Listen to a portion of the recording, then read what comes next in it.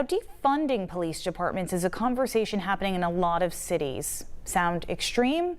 Well, it depends. Not everyone agrees on what exactly it means. So let's take a closer look.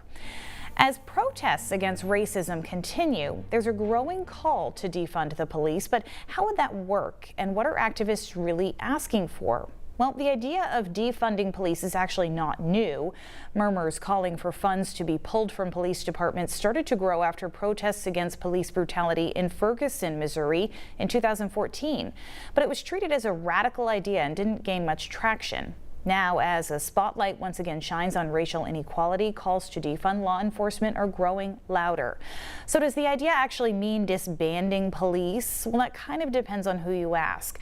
Some activists are calling for their budgets to be slashed and the money to be reallocated to social services. Others want all funding to be removed and departments dissolved. The idea being that communities of color often don't feel protected by police and rely more on community services to stay safe. But how likely is it an idea that seems radical to so many will be seriously considered? Well, in Minneapolis, it's already being talked about.